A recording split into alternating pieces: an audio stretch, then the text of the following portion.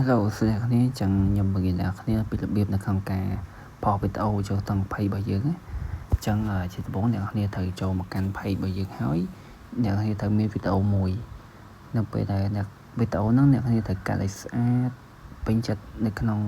ការផុសអ្នកគ្នាត្រូវចូលមកកាន់ page របស់យើងហើយយើងចូលមកវាមានកន្លែងសញ្ញាបូកខាងក្រោមនេះហើយមួយទៀតវាអាចនឹងមានចូលមកបើវាមានសញ្ញាខាងក្រោមនេះវាមានអាចនៅកន្លែងនេះដាក់ reel យើងផុសវីដេអូជាប្រភេទ reel ទើបវាឆាប់មានអ្នកមើលឬក៏គេមើលច្រើនអញ្ចឹងអ្នកនេះក៏ចុចមកយើងចុចយកខាងក្រោមនេះក៏បាន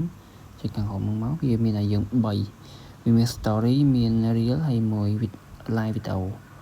ហើយអ្នកនេះចង់ផុសជាប្រភេទរូបយើងចុចនៅខាងលើនេះអញ្ចឹងខ្ញុំបង្ហាញអ្នកនេះពីរបៀបនៅក្នុងការផុសវីដេអូបែប reel ខ្លីៗ reel ហ្នឹងបែបជាវីដេអូខ្លីៗ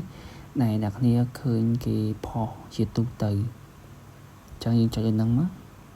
ចឹងអ្នកគ្នាហើវីដេអូមកខ្ញុំផុសវីដេអូបង្រៀនអ្នកគ្នាអញ្ចឹងខ្ញុំហើវីដេអូបង្រៀនអ្នកគ្នាហើយអញ្ចឹងយើងក៏ select យកវីដេអូអីហ្នឹងមកសេវហើយយើងដាក់ caption តាមហ្នឹងមកនេះ caption ខាងលើនេះ description ខាងក្រោមយើងមាន hashtag ហើយ mention បានហើយ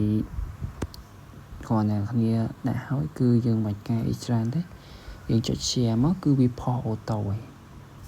បាទអញ្ចឹងវីដេអូហ្នឹងខ្ញុំបានមានប៉ុណ្្នឹងទេ